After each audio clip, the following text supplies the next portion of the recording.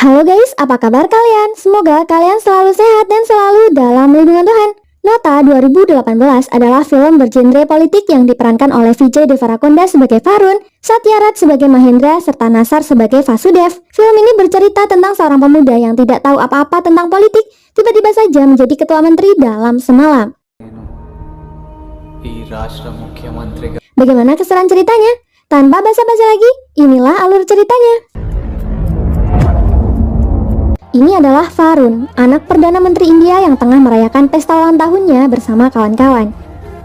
Ibu Varun meninggal saat dia berusia 1 tahun dan ayahnya menikah lagi dengan Kasulya yang mempunyai satu anak bernama Narmada. Setelah puas berpesta, dia pulang ke kos temannya. Di perjalanan, mobilnya malah diberhentikan polisi.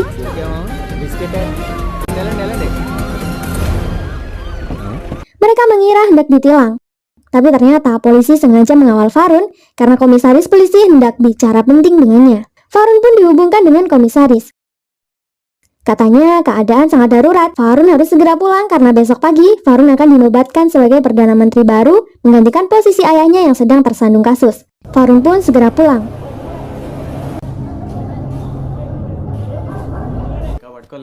Happy birthday, Naya. Di rumah dia menelpon Mahendra, sahabat lama ayahnya, untuk mencari solusi. Dia besok harus ke panti asuhan miliknya, tapi komisaris melarangnya keluar rumah. Mahendra menyarankan untuk mengikuti alur saja, dan dia besok akan mewakili Varun ke panti asuhan. Di saat yang sama, Vasudev, ayah Varun yang sekaligus Perdana Menteri ini, tengah diserang puluhan pertanyaan dari wartawan soal kasus penggelapan uang negara dalam proyek bus mewah. Dia sengaja mengundurkan diri sebagai ketua menteri sementara sampai sidang selesai. Dia tak punya pilihan lain selain menjadikan Varun mengganti jabatannya sementara. Swati, anak gadis Mahendra yang juga seorang reporter, terus saja memojokkan Vasudev dengan pertanyaan. Swati tak menyukai kepemimpinan Vasudev, sehingga pertanyaannya selalu menyinggung kepemimpinan Vasudev. Vasudev tak mau ambil pusing. Dia menutup konferensi pers itu dengan berkata kepada pendukungnya untuk tenang karena dia akan segera kembali. Lanjut cerita, bye. Anggota partai Vasudev yang paling setia datang menemui Varun. Varun heran kenapa ayah tak mengangkat Bai saja sebagai pengganti posisinya sementara. Lagi pula Bai sangat berpengalaman dibanding dirinya. Bai menjawab, semua itu karena guru spiritual Vasudev, pemimpin aliran kepercayaan membagongkan, memerintahkan Vasudev untuk mengangkat Varun sementara waktu sampai kasusnya benar-benar selesai. Mendengar itu Varun semakin pusing. Tak lama Vasudev datang dan memerintahkan Varun berdiam diri di rumah selama 2 minggu sampai kasusnya benar-benar selesai. Vasudev memasrahkan Varun ke Bai agar membimbing anaknya dalam tugas dadakan ini. Lalu Varun pun diantar ke kantor kementerian untuk disumpah dan dilantik sebagai ketua menteri yang baru, menggantikan ayahnya.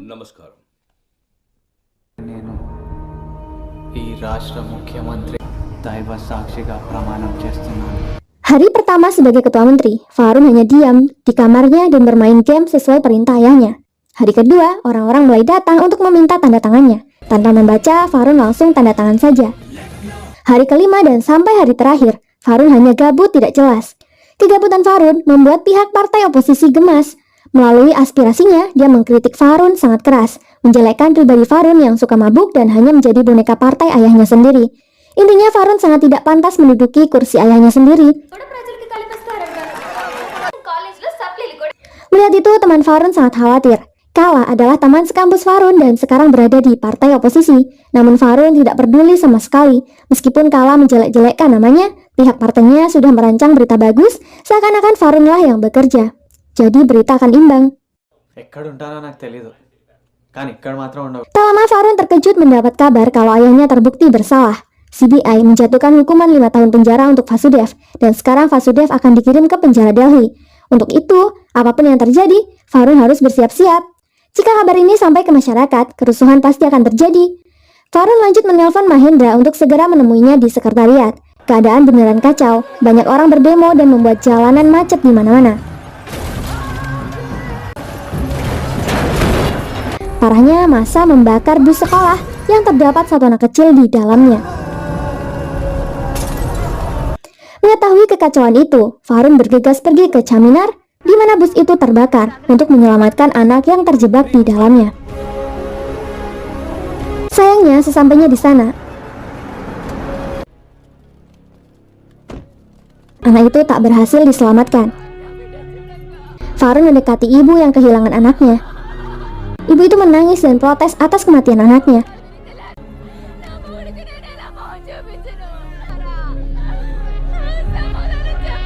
Farun sangat marah dan menanyakan siapa yang bertanggung jawab atas kerusuhan ini. DCP memberitahu bahwa ada keterlibatan orang penting di kejadian itu. Lalu Bai menelpon Farun, menyampaikan pesan Vasudev agar Farun membiarkan kerusuhan terjadi selama 2 atau 3 hari. Farun tak menghiraukan perkataan ayahnya.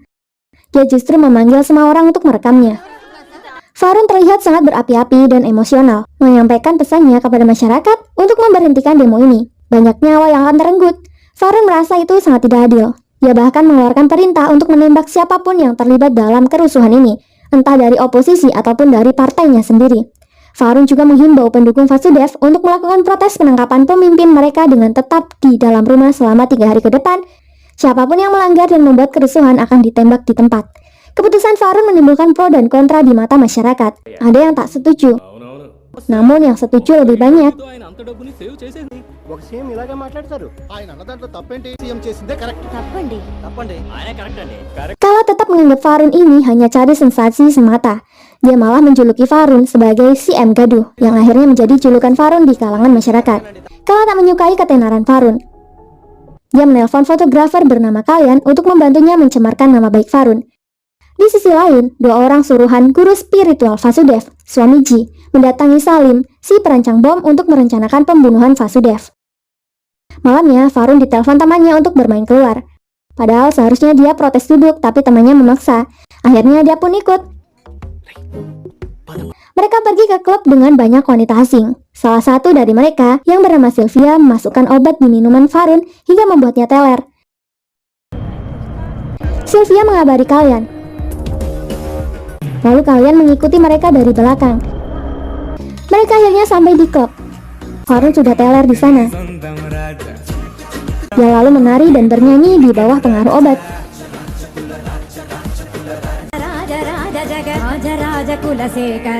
Sylvia menggoda Farun dan menciumnya. Sedangkan Kalyan merekam Farun dan Sylvia yang sedang ciuman. Lanjut cerita, Bai mendapat kabar baik bahwa Vasudev mendapat jaminan dan akan segera dibebaskan. Di sisi lain, Kala sibuk dengan menyusun pidato dari hasil jebakannya untuk menjelekkan Farun. Namun setelah ayahnya mendapat kabar tentang jaminan Vasudev, jebakan untuk Farun itu pun ditunda. Vasudev pun akhirnya keluar dari penjara. Dan Salim sudah siap-siap mengeksekusinya dengan drone bom yang mengikuti mobil Vasudev. Di perjalanan pulang, Vasudev meminta berhenti sebentar untuk membeli rokok. Saat mobil berhenti, drone Salim mulai mendekat ke arah mobil Vasudev dan meledakkannya.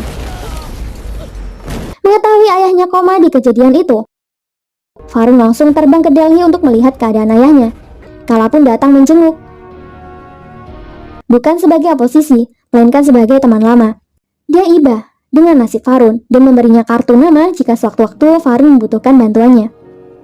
Saat Farun meminta nasihat Mahendra, perwira intelijen datang melapor, di mana pelaku bom itu adalah ulah tangan lokal yang berusaha membunuh seluruh keluarga Vasudev, termasuk Farun dan adiknya. Semua itu karena Vasudev memiliki aset senilai 100 miliar crore, dan aset itu terbagi atas nama beberapa orang untuk menggelapkannya.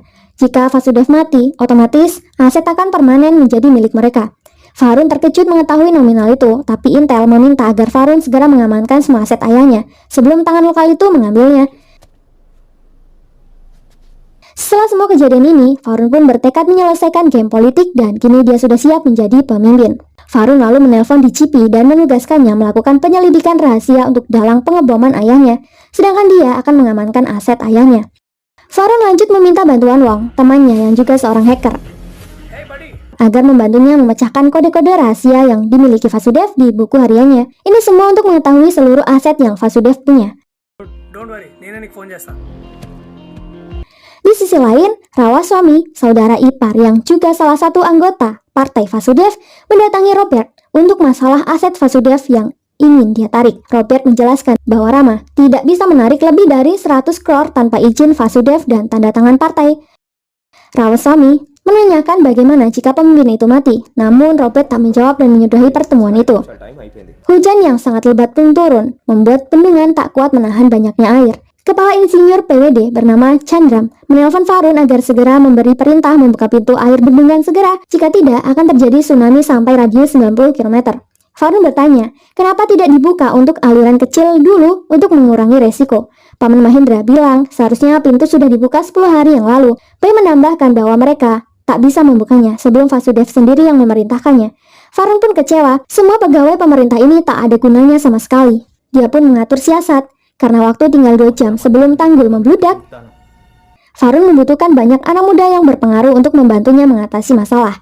Di siaran TV, Farun menghimbau anak muda agar mau membantu pemerintah mengevakuasi warga dan melakukan penanganan banjir.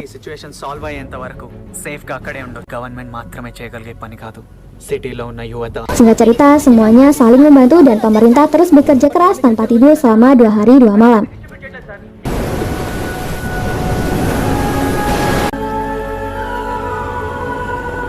Singkat cerita, kerja keras Farun ini telah membangun citra baik di mata masyarakat. Dia pun merayakan keberhasilannya dengan beristirahat sambil minum di meja makan. Mahendra dipaksa untuk menceritakan kisah cintanya dulu sebelum menikah dengan ibunya Sati. Dulu Mahendra menyukai perempuan lain. Dia bahkan berhenti merokok untuk perempuan itu. Mahendra sangat jatuh cinta dengannya. Dan yang tahu hal itu hanyalah teman kamarnya, Subramayam. Namun Subramaya mengadukannya ke ayah dari perempuan itu. Ayahnya lalu mengancam Mahendra, juga menyogoknya untuk menjauhi putrinya karena mereka beda kasta. Tapi Mahendra pantang menyerah, sehingga ayah perempuannya itu berjanji akan menikahkan mereka setelah dia menyelesaikan studinya. Sayangnya setelah lulus, perempuan itu dijodohkan ayahnya dengan pria yang sama dengan kastanya. Setengah hidup Mahendra pun hancur. Perempuan itu hanya menelponnya 1 kali saja dari sekian tahun, dan hari itu adalah hari sebelum dia meninggal bunuh diri. Mahendra yang kebanyakan minum merasa sangat lelah dan dibawa ke tempat tidur. Dia bergumam tentang Subramayam, teman dekatnya yang tega mengkhianatinya itu. Lanjut cerita, akhirnya Wong mengabari Farun. Seorang bernama Robert, asal Singapura, telah mendapatkan transferan secara berkala dari akun bank perusahaan sel di Panama, milik ayah Farun. Selain Robert, banyak akun lain yang menerima transferan tersebut secara berkala. Jika Farun menangkap Robert, ia pasti mendapat banyak informasi darinya. Farun lanjut menelpon DCP untuk menyelidiki Robert yang dia kirim fotonya melalui email. Tak lama, Bai datang untuk memberitahu bahwa Farun harus bertanding dalam pemilu jangka menengah. Dia harus menjadi seorang MLA untuk bertahan di kursinya. Para anggota optimis bahwa Farun pasti akan dipilih dengan image baiknya yang dia punya sekarang. Disinilah pihak oposisi beraksi. Kala segera menyebarkan rekaman Farun dan Sylvia ciuman yang dia tunda pada waktu itu. Video itu tersebar dan membuat nama baik Farun tercemar. Hal ini membuat Farun tidak bisa berkampanye. Kala kembali menjelek-jelekan Farun di depan masyarakat. Di tengah itu, truk dengan Videotron datang di belakangnya menunjukkan Farun yang menjelaskan tentang video tersebut. Farun tidak menyangkal hal itu, tapi dia membuat video itu seakan itu hanyalah syuting film pendek semata.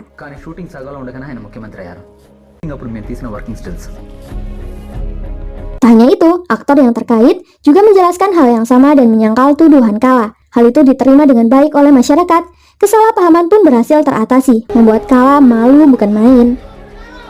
Di sisi lain, Farun tengah mendengarkan presentasi DCP tentang Robert. Robert adalah orang yang mengurus investasi uang hitam milik ayah Farun di perusahaan sel di Pulau Panama, Mauritius, dan Virgin Island. Robert harus segera ditangkap agar mereka bisa mengetahui jumlah aset dan siapa saja boneka investasi uang hitam milik ayah Farun tersebut. Namun tidak mudah menangkap Robert. Dia sangat dilindungi oleh petinggi partai Vasudev. Good job. Thank you, sir. Farun meminta bantuan Wong kembali agar datang ke Panama dan mencari informasi dari salah satu pemilik boneka perusahaan sel Vasudev. Di rumah sakit, Vasudev mulai menunjukkan pergerakan. Farun mendapat kabar tersebut dari Narmada. Farun segera memberitahu Mahendra tentang itu. Orang-orang tidak boleh tahu tentang hal ini. Ini akan berakibat buruk untuk pemilihan Farun sebagai MLA nanti. Mahendra pun segera datang ke rumah sakit untuk mengurus penyembunyian fakta bahwa Vasudev sudah mulai sadar. Mereka memutar ulang rekaman Vasudev saat masih koma dan menyuruh dokter mengklaim Vasudev terkena infeksi. Di sisi lain, Wong mengabari Farun bahwa dia sudah sampai di Panama dan akan menemui 12 direktur boneka di sana. Sedangkan Narmada, dia tak sadar bahwa ayahnya mendengar pembicaraannya Narmada pada ibunya tentang kemenangan Farun yang menyapu bersih oposisi sekaligus orang-orang partainya sendiri. Juga tentang konspirasi Farun menyembunyikan kondisi ayah yang semakin membaik. Itu membuat Vasudev memanggil Varun. Di sisi lain, Wong diam-diam membuntuti seorang wanita yang hendak beli narkoboy, tapi nggak punya uang dan diusir. Wong lalu menemui wanita itu dan mengiming-imingnya uang banyak, jika wanita itu mau membantunya. Wanita itu tentu setuju, dan Wong segera meminta scan wajah dan sidik jarinya untuk membuka akun bank dan mentransfernya ke rekening Wong, lalu memberikan uang yang ia janjikan. Ternyata wanita ini tak sadar bahwa ia memiliki 10 miliar yang dikirim Vasudev sebagai penggelapan dana. Begitu pula 12 boneka lainnya. Mereka tak sadar kalau mereka memiliki uang yang banyak.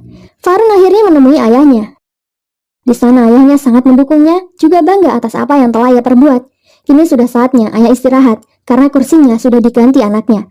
Vasudev lalu minta izin ingin menelpon Bai, sedangkan Varun keluar untuk menelpon Mahendra. Mahendra menyayangkan itu. Vasudev hanya berpura-pura dan Varun harus waspada. Benar saja, Vasudev menyuruh Bai segera mengumpulkan petinggi partai di rumah sakit. Di sisi lain, Robert melaporkan kepada suami Ji tentang Vasudev yang sudah sadar, juga tentang Wong yang telah mengunci akunnya satu persatu atas perintah Varun. Ini sangat bahaya. Jika Varun mengetahui semua aset ayahnya, uang mereka bisa habis. Lanjut cerita, Varun mendapat telepon dari Wong yang tengah dikejar orang suruhan suami Ji. Tak lama Wong tertangkap dan berhasil ditahan. Tanya itu, Swati, putri Mahendra, sengaja ditabrak mobil. Sylvia juga dipaksa Salim untuk memberikan pernyataan pada publik bahwa Varun telah mengancamnya. Tak lama berita pun mengabari kematian Sylvia yang ditembak pria misterius. Masalah semakin bertambah. DJP tidak bisa melacak keberadaan Wong dan Varun menjadi tersangka utama pembunuhan Sylvia. DJP menganjurkan Varun untuk bersembunyi selama 2 hari, karena kini dia sudah tak menjabat DJP lagi, karena pemerintah menurunkan jabatannya di kamp pelatihan. Vasudev akhirnya keluar dan berbicara kepada pers tentang penurunan Varun dari posisi menteri utama. Dia kecewa dengan anaknya. Bai sudah senang, kiranya dia akan menggantikan Varun, tapi ternyata dia kecewa. Vasudev memilih Dasu sebagai menteri utama yang baru, padahal dia lebih senior dan lebih dekat dengan Vasudev dibanding Dasu. Sedangkan Mahendra yang sedang sedih menelpon Varun agar membantu Swati yang tertabrak ini. Dia tidak percaya jika Swati dirawat di rumah sakit ini. Varun minta 1 jam untuk menanganinya. Varun akhirnya menyelundup keluar dan kabur memakai bajai. Dia menelpon Kala dan meminta bantuannya menyediakan tempat aman yang tak bisa diketahui oleh siapapun. Kala yang merasa bersalah dengan keadaan Varun saat ini bersedia membantunya.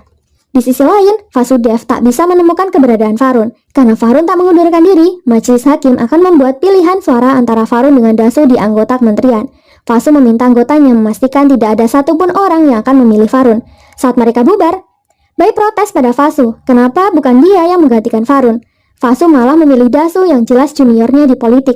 Semua itu karena Vasudev sudah tahu bahwa Bai selama ini diam-diam membantu Varun. Lanjut cerita, ternyata Swati, Varun, Mahendra, dan DJP tinggal di rumah Kala. Itu satu-satunya tempat aman yang tak mungkin bisa dilacak Vasudev.